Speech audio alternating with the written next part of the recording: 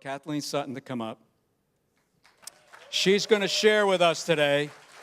You know, we've Pastor Greg and I and the rest of us pastors, we've gone through several churches. Don't take that as a bad thing. We've just been blessed to be a part of 3 different churches and help serve the Lord there. And every year Pastor Greg and I especially, look at each other and we're thinking, okay, well, Mother's Day's coming, and so which of us is going to share for Mother's Day? And, of course, as it would be, you know, because most of us are slow learners, like us.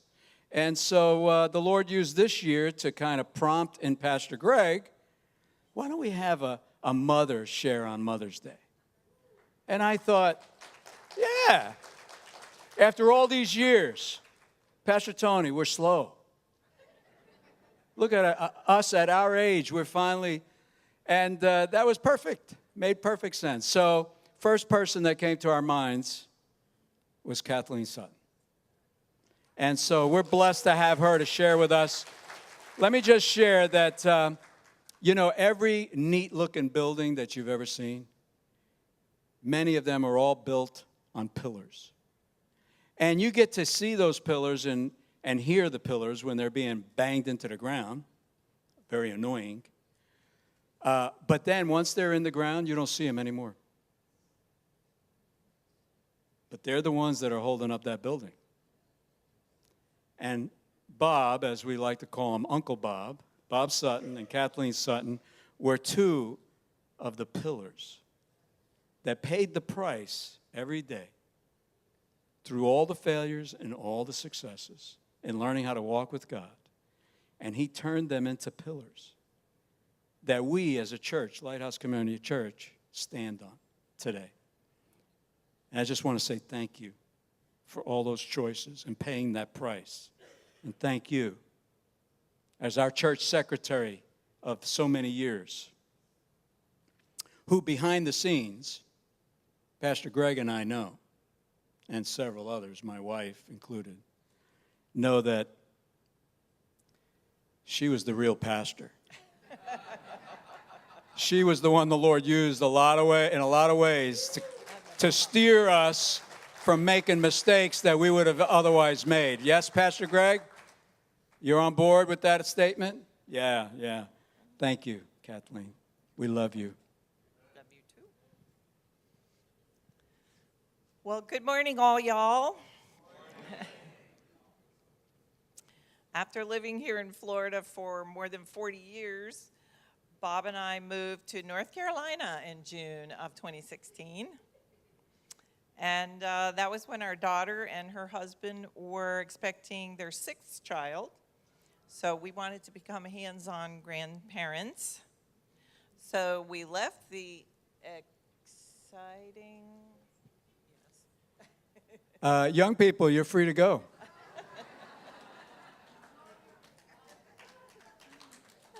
You forgot. I thought they were going to stay and listen. Thankfully, the church is aware of my over 60s moments, so. It's because I'm not here. And they bear with me. Yeah, that's right. Thank you. Anyway, okay, so we left the exciting city life of Fort Lauderdale, and we purchased a home in Efland, North Carolina, population 756. It has been a bit of a culture shock. They told me I was doing this, but I didn't believe it. But we really did move north to live in the South. We are, Bob and I, mom and dad to 3 amazing adults, Chris and Jennifer and Jonathan. We are the in-laws to a beautiful daughter-in-law, Kate, and a wonderful son-in-law, Noah. And we are grands and granddad to 6 grandchildren, who I'll tell you about in a moment, and 2 dogs, 1 cat, several chickens, 1 duck, and a bunch of fish. And I might as well include the family of house finches who had the nerve to build a nest and lay 5 eggs in the wreath that was hanging on my front door. So that's country life.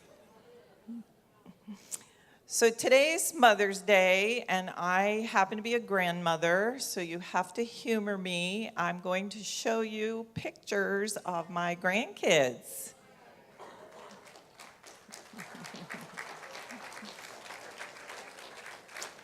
This is my daughter and her husband and their 6 children.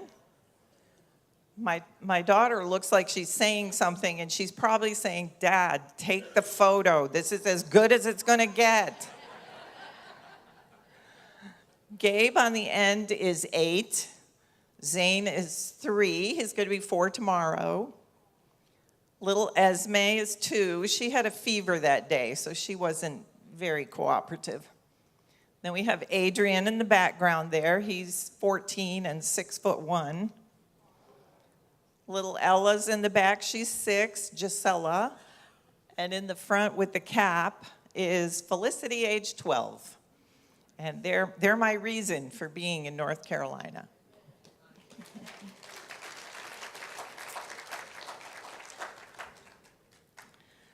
So Bob and I are growing to love North Carolina, but I'm going to tell you 2 reasons why Florida is still very special to me.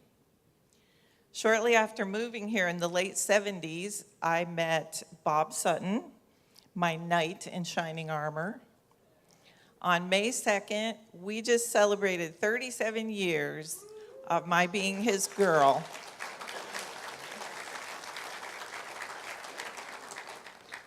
In the summer of 1978, I met Jesus Christ, my Lord and Savior.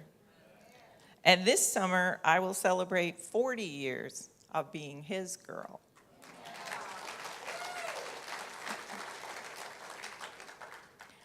I happen to love words. My husband will tell you that I have a lot of them. When I thought about what I was going to share with you today, I wanted to find the one word that would sum up my journey with the Lord. Joy, strength, hope, peace, all good words, but I would have to say that the one that most describes my journey is refuge. God is my refuge. A refuge is a place that provides shelter or protection from trouble or distress.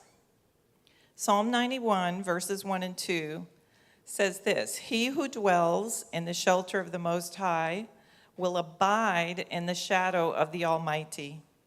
I will say to the Lord, my refuge and my fortress, my God in whom I trust." Do you ever feel like life is too much and you just want to run away and hide? I do. And I have found that the best hiding place is in God. When we live in His shelter, daily connected to Him, when we look at life from His shadow, from the viewpoint of His Word, life is so much better. And I'm so happy to chat with you today about my story. I love opportunities to tell people about my God and about the healing and redemption that I have experienced from Him. I took a risk and I traded in my unhappy, confused, and very broken life. And I was thinking that no matter what I got back, it had to be better than what I had surrendered to Him. Right in the middle of going through some of life's badness, He allowed me to see His goodness. And I haven't been the same since. And I've discovered that life is so much better with Him. That doesn't mean that I never have to face fear, pain, suffering, problems, and all that other stuff that life throws at us. It means that even while facing those things, we can find peace, joy, and comfort that we all want in Him. So I have 4 more words that I want to tell you about today to encourage you. The first one is trust. I've learned to trust in Him. Proverbs 3, 5, and 6 says, and this is in the Good News Bible, trust in the Lord with all your heart. Never rely on what you think you know. Remember the Lord in everything you do, and he will show you the right way. The right way. God has a plan. His plan is better than mine or yours. He is always working on his plan, even when we don't see it or feel it. Bob and I faced some tough times in our first few years together. When we were married, I came as a package. I had an 11-year-old son. So we started out our marriage as parents. In the next 3 years, we had 2 more children. Bob worked his regular job, and then he worked part-time at night. I did some part-time work, but mostly I was living my dream of being a stay-at-home mom, raising kids, and being a wife. Everything was almost perfect. But then there were the not-so-perfect parts. Working 2 jobs, Bob wasn't home a lot. I often felt like I was raising 3 kids by myself. Every month, the bills threatened to overcome the money. Life seemed like it was too hard for me, and I was struggling to keep up. I couldn't see in the future from where I was, but it seemed like it might be a bit gloomy. I started to feel like my struggle was pointless. Instead of trusting in God, I was doubting him. See, we say that we really want to learn to trust God with all our heart. But somewhere inside of us, we don't think the lessons should be that hard. I just wanted God to sort of zap me and make it happen. Did you ever think that? But it's through those hardest lessons that we learn the most. I love how that verse says, never rely on what you think you know. See, people in my life had disappointed me, rejected me, abandoned me, and hurt me. What I thought I knew, in fact, I was pretty sure of, was that God would eventually do the same. I was living on the edge, waiting for the crash to happen. But the verse goes on to say, remember the Lord in everything you do. Remember the Lord. Remember who he is. The problem was that I didn't really know who God is. I had formed my own opinion on who God is based on my past experiences. But we can't let our life experiences define God for us. You can't let what has happened to you in your life tell you who God is. Only God can say who he is. And it's in the scriptures that we find that out. I now have many favorite verses describing his sovereignty, his power, his love, his faithfulness. But back then I was focused on this verse, Psalm 46:1. God is our refuge and strength, a very present help in trouble. Many days I was literally clinging to that verse, hanging on for my life. I needed to believe that it was true, that I could run to him, and he would be there for me, that he would help me get through this. I remember hiding in my bathroom and crying, help me, Lord. I have these kids. I need to be a grown-up. I am telling you today that that verse, those words, they are true.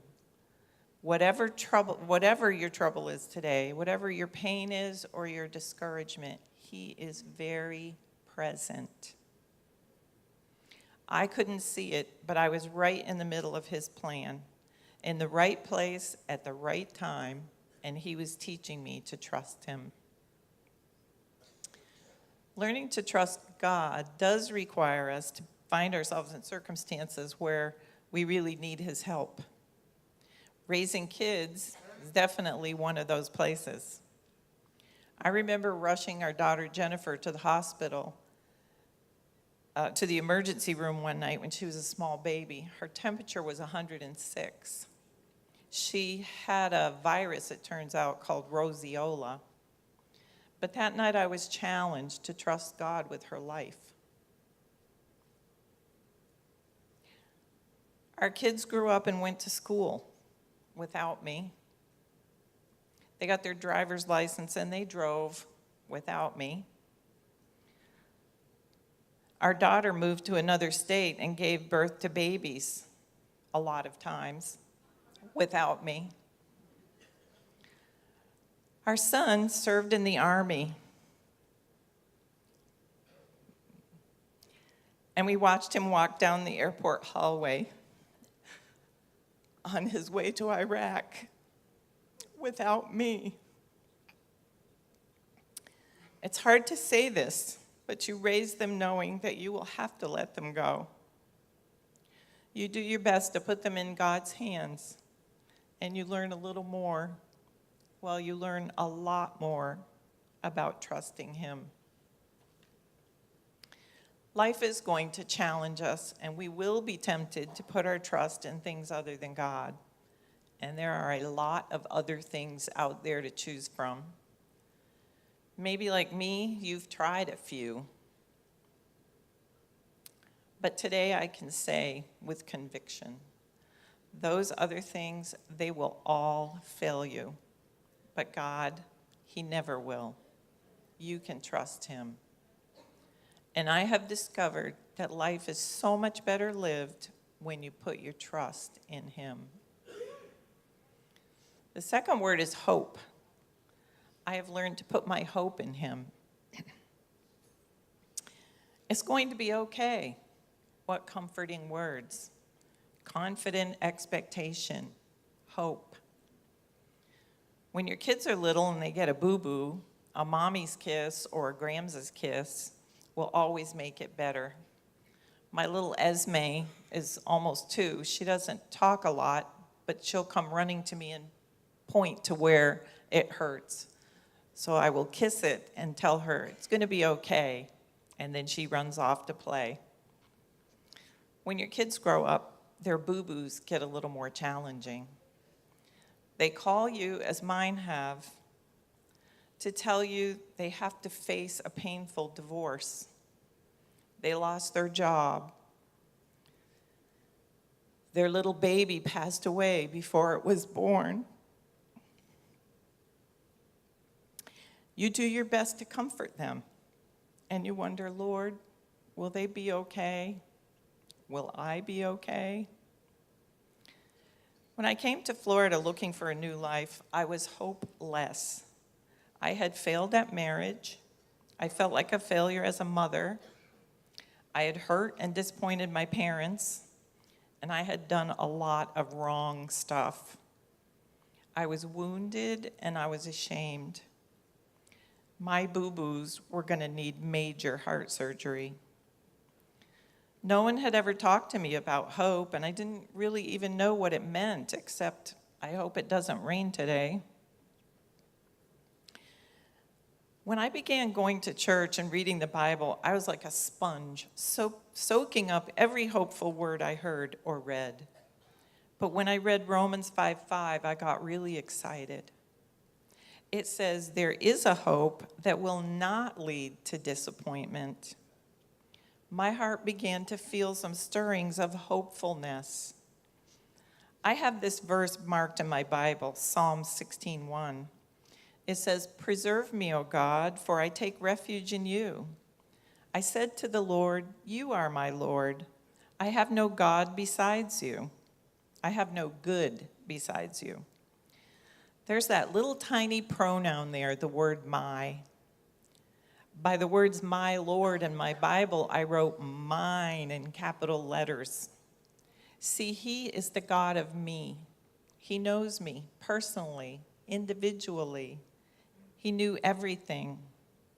Nothing else seemed very good in my life, but I could find shelter in Him, and He was my God. We all greatly need hope. One definition of hope is to desire something with expectation of fulfillment. When we put our hope in God and His Word, we will not be disappointed in his response. Hope believes that God is for us and that his promises are true.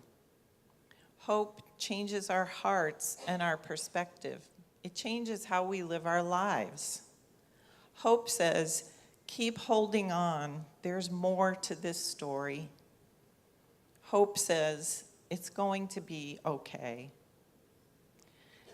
God has done major reconstruction in my heart. He has healed my wounds. I may be living with some scars, but that's all right. Scars are only proof that God heals.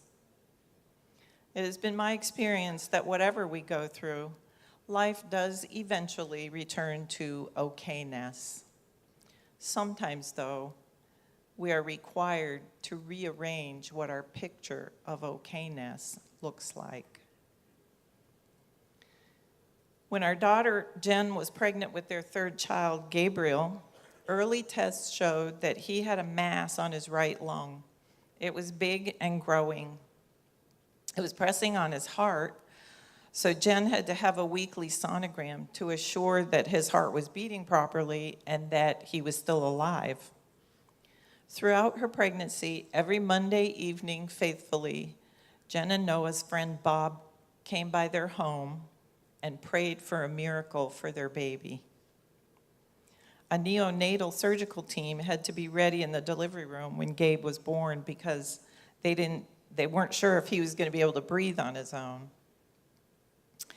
Well, all 9 pounds, 5 ounces of him came out crying and breathing.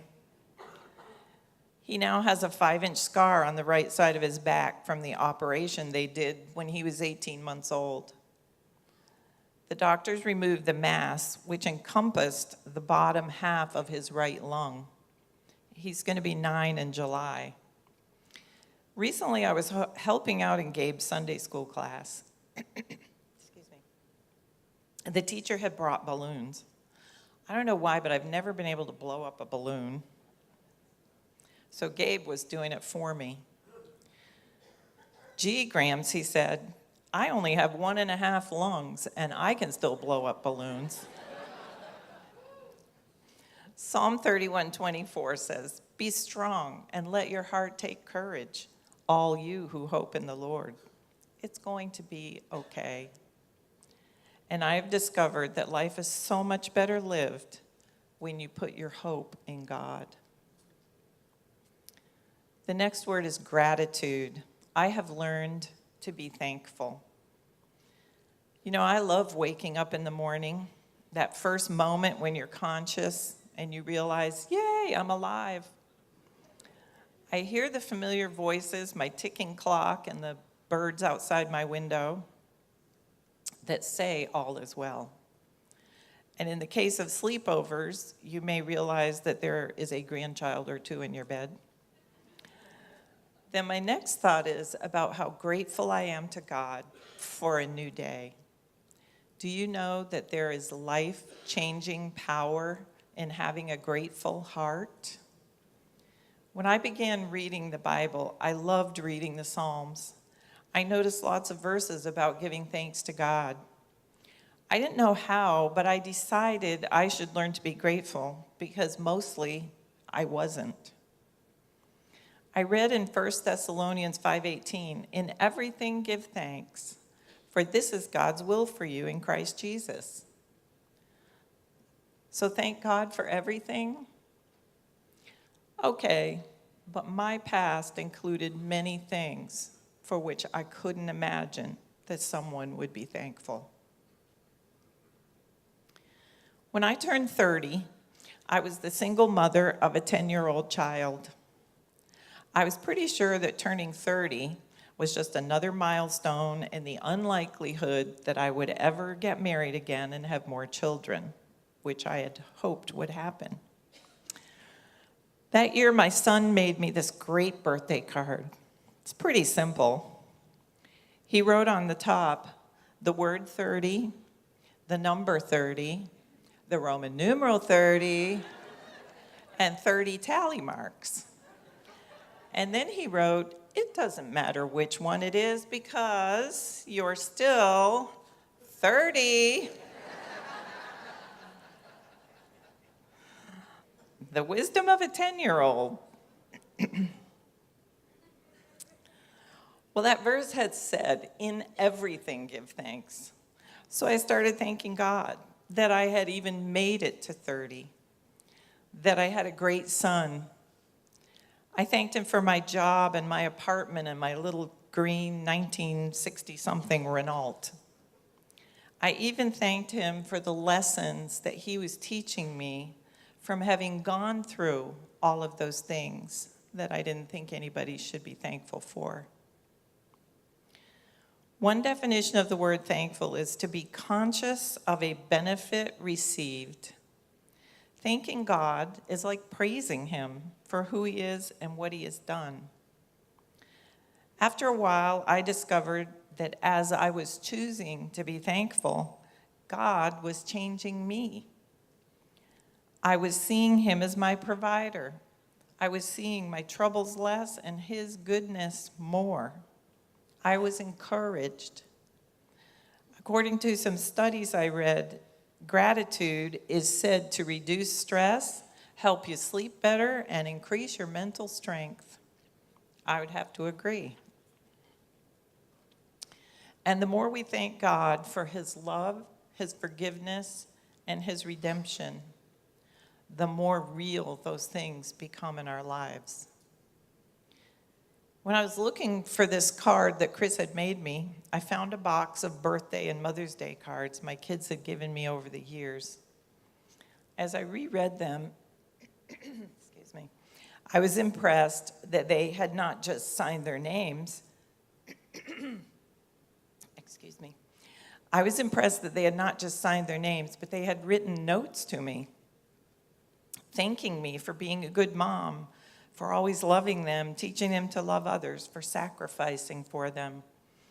And this surprising one from my son John when he was a teenager, thanking me for always asking about his day. It felt good to read all those words, but those words don't puff up my head. Instead, they fill up my heart with more gratitude toward God, because I know the me, the prideful, self-seeking, rebellious, broken me that he started out with. Because I know that anything I have been able to give my children or anyone else is because of his grace and the transformation that he has done in me. And I am still amazed at how thoroughly he changes us and restores our souls. Another great way to practice gratitude is to keep a thankful journal. I started this one in 2012. A few times each week I write in it things or people that I am thankful for. Many of your names are in it. One entry on September 18th of 2013 is a prayer that God would provide a piano for my daughter. The entry on October 1st says, "Thank you, Lord, for my daughter's piano. Someone had given her a piano." What a great record and reminder of God's love and goodness. And because he is the God who loves to give us another chance, what I had hoped for did happen. Along came my Bob, and then Jennifer and Jonathan, and I am very grateful. In everything give thanks, for this is God's will for you in Christ Jesus. It is God who puts breath in our lungs, and it is he who wakes us up every morning. And I've discovered that life is so much better lived when you choose to have a grateful heart. The last word is love. I have learned to be loved. I found an article about a group of professional people asking 4 to 8-year-olds, what does love mean? They gave some great answers. Bobby, age 7, says, Love is what's in the room with you at Christmas if you stop opening presents and listen. Nika, age 6, very wise, says if you want to learn to love better, you should start with a friend that you hate. Jessica, age 8, you really shouldn't say I love you unless you mean it. If you mean it, you should say it a lot. People forget. 7-year-old Karen, when you love somebody, your eyelashes go up and down and little stars come out of you. But this one is especially touching to me. It came from Billy, age 4.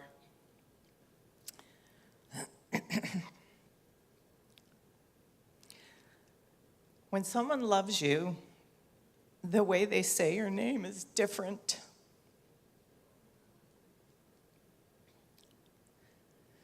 You just know that your name is safe in their mouth. Have you ever tried to play a board game with 3, 6, and 8-year-olds?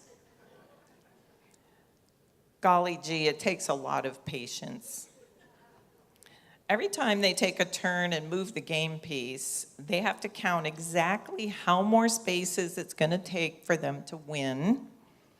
And they can't just tell you 7 spaces. They have to, grams, 1, 2, 3. They have to count them. They shake the dice on the floor. They argue about whose rules they're going to use because they all have their own set. And they can't remember whose turn it is. In fact, I think they each have 2 turns to my 1. If I didn't love my grandchildren so much, I'd have to say, really, no, I don't do board games. But I do love them. I appreciate watching their little brains work and how they try to strategize the game. Although there's not that much strategy to Candyland, but they are just being themselves. They know they are safe with me. And I appreciate that they are so confident in my love for them. Are you confident in God's love for you? Do you believe that He loves you? I mean, do you really believe it? I spent, or maybe wasted, too many years trapped in the assumption that I was not worthy of God's love, that I had to work hard to try to earn it.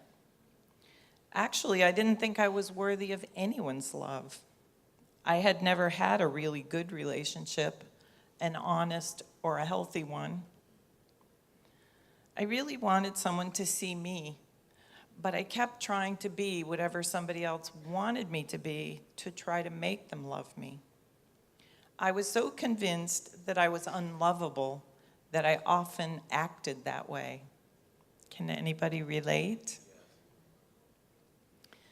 After Bob and I were married, I vividly remember one day complaining to the Lord about my husband and all his flaws. He's totally undeserving of that. But that's what we do. When we feel unlovable, we tend to be critical of others. I don't know how God does this, but as I was in the middle of my complaining, I know I heard these words. I really love that man. Even after I had revealed to God all of my husband's shortcomings, and I mean, I told him everything, God still loved Bob. As I thought about that, it occurred to me that God didn't care. Flaws had no effect on God's love. And wow, if that is how He feels about Bob, just maybe He feels the same about me. The short story is that that was the beginning of my realization that there is no method to it. God just loves us. We don't have to do anything. He's not worried about our flaws. He's going to eventually change them anyway. And He's not worried about our sin, because what Jesus did on the cross took care of that. He doesn't care what you look like, if you're a little smart or a lot smart, if you've accomplished big things or accomplished little things. It doesn't matter. Listen, I'm telling you something today that I know is true. He just plain loves you, right where you are, just the way you are. Psalm 118:1 says, "Give thanks to the Lord, for he is good, for his loving kindness is everlasting." Everlasting. Lasts forever. His love is ever present and everlasting. He won't ever not love you. You are God's favorite, and I am God's favorite, and I know how he does that. My grandson Adrian always says he knows he's my favorite grandchild because he was the first one. I tell him, yes, you are, but don't tell the others. But I tell them all that they're my favorite because they are. And you are God's favorite. You are the only you that God has. He knows your name.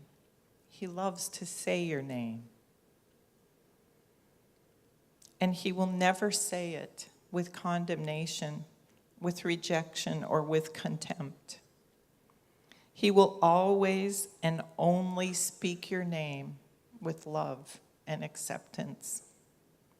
And I have discovered that life is so much better lived when you learn to be loved by him. I know that everyone's journey is not the same. Your life is not the same life as mine, but God is the same for everyone. I want to read that verse from Psalm 91 again in the New Living Translation. Those who live in the shelter of the Most High will find rest in the shadow of the Almighty. This I declare about the Lord. He alone is my refuge, my place of safety. He is my God, and I trust him. And let me just go over the 5 things I want to encourage you with today and remind you of. God is our refuge. You are safe with him.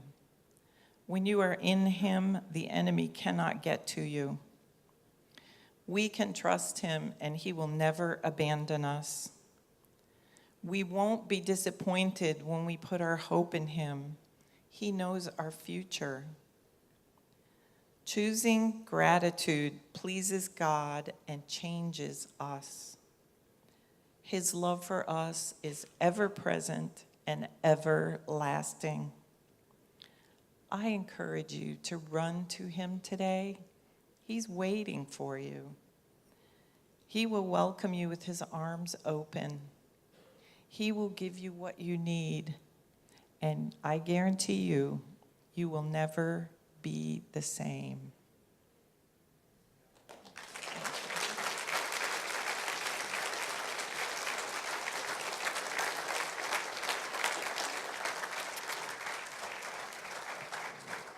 Thank you, Kathleen. Well, as the worship team comes up and we get to sing to our Father, this last song, I just like what Kathleen said about one of those little stories one of the kids said. And as we go, would you stand with me as we go to worship him? Just think in terms of that your name is safe in God's mouth, like that little kid said. I thought that was so good.